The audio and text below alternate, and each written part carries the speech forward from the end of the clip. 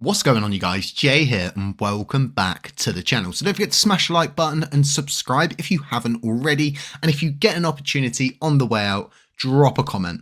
It's really going to help us out here on the channel. And as an end result, it's going to help out your bag. It's going to help out the chain. More people could find the LUNC blockchain. They could find the LUNCDash native assets, and then they could then make the decision to move all of their coins from CEX onto the chain, and that's what we're trying to achieve. So it's been a very interesting weekend across the board. I've got so much stuff going on. We're working on so many different projects at the moment, but I had time to touch base with Strafe Cole. Something that I don't do anymore is all of the podcasts and stuff like that, because they just take up so much time. They don't get a lot of people coming in to view them. So we don't really have a lot of those conversations, but when we do, they go for a serious amount of time. So what I was really going over with him is this idea that a lot of people don't think far enough into the future. And what I mean by this is 10 years down the line, the next halving event, a lot of validators have already committed to the idea that the chain is simply not going to make it to the next halving event. And this is all based on the yield reserve in the Oracle rewards pool. And a lot of people will say the same thing. I have said the same thing many times before. Yes, it will not run dry. It will not completely go to zero, but it will get to a point where it's no longer worth it for a validator like Allnodes or Interstellar Lounge to invest $100,000 to maybe get £250,000 back out and on top of the 100k they invested. And this in itself is what a lot of validators do with a lot of different chains, where they can go and perform those services. And once those services begin to dry up, the revenue's not really come in, you've already guessed it, they're gone and they'll be on to the next blockchain. So what I've really been thinking about a lot is this net green initiative. And I think all of us have a duty to try to commit to the idea that the Oracle rewards pool needs to do what the community pool did. What I did by going out there, taking preventative measures against Hexagon and Vin to ensure that we would have a community pool that would be able to fund the future that we all want to see. And again, every single validator that has all of these different people that are staking with them, they stake with the validator because they believe they are part of the solution. They believe by staking with that validator, they are doing good, because in turn, the validator is supposed to be out there developing different kinds of projects, dApps, tools, utilities to bring users liquidity and all of the good stuff that we really want. And what we're actually seeing is a total reverse of what the delegate thinks is going on. What you're presented with is a lot of validators that are all committed to the same idea that I must grab what I can before everybody else does. I must run a node for each one of my projects, or I must run multiple validators so I can get as much as I can because that's what everybody else is doing.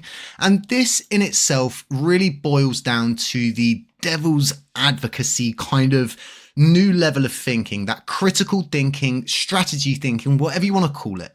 The 10th man rule states that when 9 people in a group agree on something, the 10th person should actually take an opposing view. And this person should be known as the no person, the 10th man. And they should actually highlight all of the potential issues for argument and for the less likely scenarios, and what could really be done when everybody else is just simply committed and convicted to the idea that they must grab whatever they can. Well, I believe that I am that 10th man that believes the chain can go net green. Many people would say by introducing a max percent reward cap, being 4%, wouldn't do much. But again, we cannot stand by and say to ourselves, this is simply how it has to go. We simply must not make it to the next halving event, and we must all sit here and do nothing. That is not the answer to our issues. What we need is solutions. We need sure shot people that are just going to go out there and try things. And one of the things I believe we need to try in order to start going towards a net green Oracle rewards pool is capping those top validators. Everything would then be based on a maximum reward rate of 4%. This is a huge step in the right direction, even though some developers would deem it as a very small amount you'd be clawing back, and it wouldn't make a huge difference to begin with. it's a start. And one of the biggest statements in this start would be the validators having a U-turn on their perspectives and not committing and convicting to the idea that this chain is doomed to fail, that we mustn't change anything. And it's a huge step in the right direction. A lot of people say admission is the first stage, denial, all of those different things. It really does apply here. And what we've got is a lot of denial. We've got a lot of people that simply deny the fact that all of these validators are just here for self-gain. What a lot of people don't understand is if all nodes really cared about the blockchain, they would have made more effort to get rid of their voting power. And a very, very good example, and the reason why I'm able to actually come out right and say these things is because when my voting power got to 9%, we introduced the DCM to cut it down by more than 65%. My voting power went to from 9%, it went to 2.80%. No validator in the history of crypto has ever made such a stupid move. Because again, I am the one who's convicted to the idea that we can all together make a difference. But if everybody remains convicted and we've got 9 out of the 10 people who are saying nothing must change, we can't do anything, and everything must only go as far as a discussion in the validators chat where nothing even really makes it out of it. And it's always shut down. Nothing is ever tried. Well, a lot of people didn't want to see the Mirror and Anchor assets burn. But again, we went in, we did the work, and we burnt those assets. This is what I mean, right? By being the 10th man. This is why I spent so much time recently just stepping back and going, right, you know what? Someone really has to just do things right. Someone has to take the high road here, and someone has to take the chain by its nuts and say, I've got you, baby. I've got you. We're going to give you everything that you need to be given. I'm not on X giving you motivational speeches every other day. I don't have time for it, period. I've got a family, I've got a full-time job, I've got this, I've got the development, I've got the development team. I'm also moving out of the UK.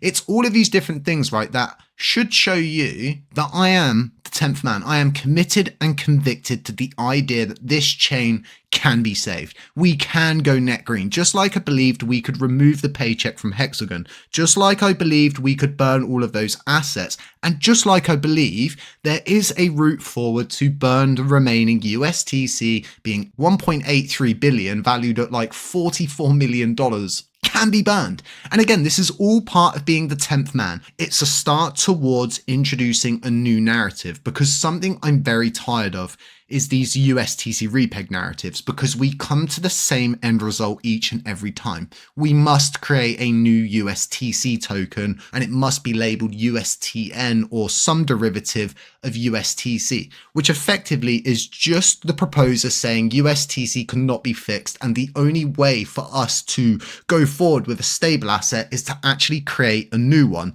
So therefore, again, these people have already committed to the idea that USTC is in fact not fixable. So then when I start to look at the validating set, when I look at all of the podcasts, right, that have many different people delegating with them, we have a few podcasts and 0% nodes that's supposed to fund developer teams that don't even exist. It confuses me at times. But all of these validators have all committed to the idea that they don't have to do anything. They can just get support by talking, by being motivationally there for the chain. But the difference is, in 4 years, when the chain dries up, all of these people have all been part of the ongoing problem. And that is that everybody is committed and convicted to the status quo currently. Now, the bigger question is, would the validating set actually agree to a max cap on their rewards of 4%? And the honest answer to that is, I don't know. But what I do know it will do is shine a light in adequate places. It will give you, the community, the ability to see how a validator feels when presented with a situation that has one of two sides. You're either part of the side that is committed and convicted to the idea that this chain cannot be saved and I must grab everything that I can now, or you're committed to the net green initiative. You are committed to the idea that the Oracle pool can in fact go net green. And that's one of the biggest things that we need to work on as a community and an ecosystem, is the sustainability. It's so important going forward because we've got so many people, right, that are like, we need to attract more projects. We need to attract more users. We need to bring more coins off the CEXs onto Luna Classic, and upgrades aren't going to do it. Simplifying the gas and then calling it something very unusual that is not really marketable is not good. It's good for developers, for them to recognize what it is, but it's not good for the other 99% of people that are doing the investing. We need initiatives that are not only marketable, but are broadly accepted by the overall community. And they go out and they talk about these different narratives, these net green initiatives. We're trying to get the community pool to replenish. Everybody thought that was an impossible task, but we did it. People thought it was impossible to get the DCM in place. We did it. People thought it was impossible for the chain to have its own native wallet assets, but we did it. There's many times that I've been there for the chain, and I'm going to continue to be there. But what you all need to do, right, is put yourself in the 10th man position. Question everything that you currently know. Is a podcast really worth $5,000 to $6,000 a month in revenue for providing motivational speeches in return?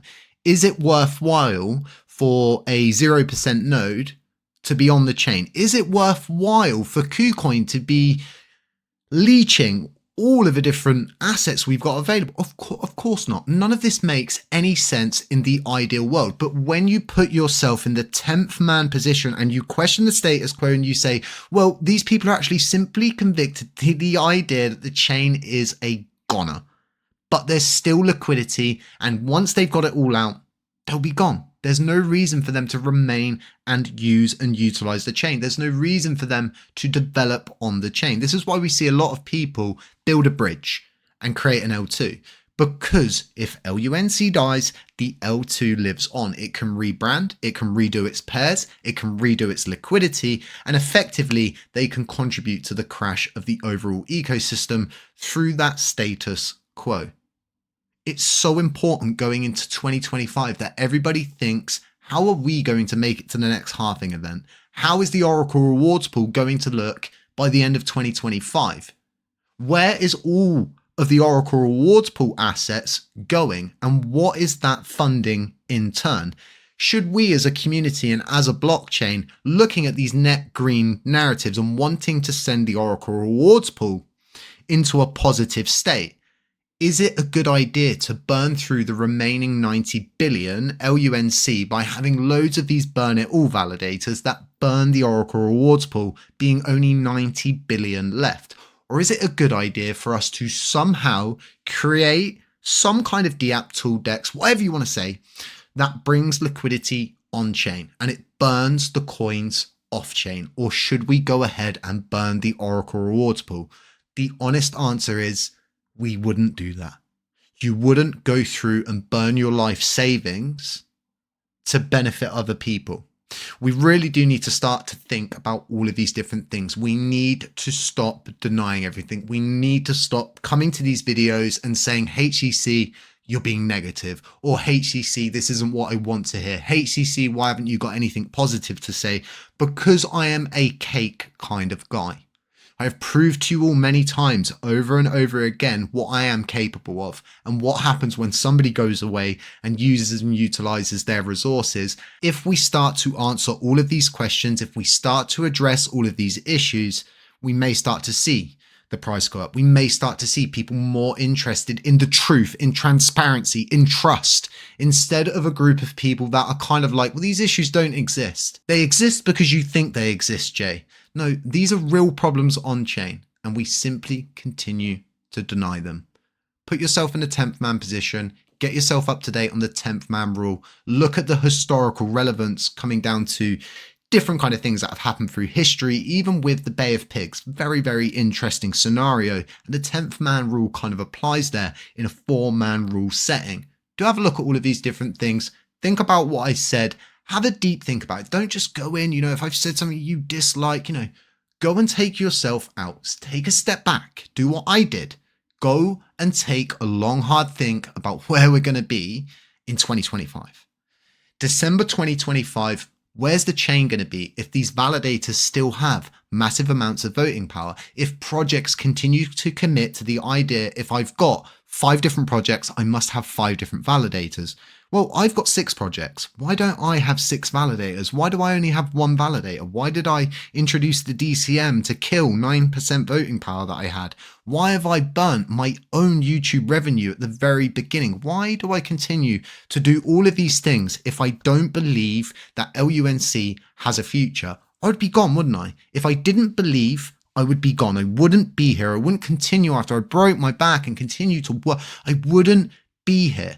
Right? I wouldn't continue to build. What we're not seeing is all of these validators pitch in because they're just money grabbing. The more that they can get out of this situation, the more they can fool you and motivate you into thinking they're doing something, the better it's going to be for their back pocket. And I have no doubt that all of you have probably noticed, as per my recent videos, I'm simply coming out and I'm saying these validators aren't doing what they should be doing. And what we see in return is personal attacks, whether it's attacks on how I talk or how my accent is, or yes, he likes tea and scones, and they're just personal attacks. I know that I'm hitting a nerve. I know that the message is getting through and it's making them feel exactly how they are. Money grabbing, money leeching, and doing absolutely zero for the blockchain. You should start to think about delegating with people who are actually doing something. The next couple of years are going to be very important, let alone the next couple of months. And it's all going to dictate and determine where we end up in the next halving cycle. Guys, as always, stay safe, stay humble, stay aware, and I'll catch you in the next one. Ciao.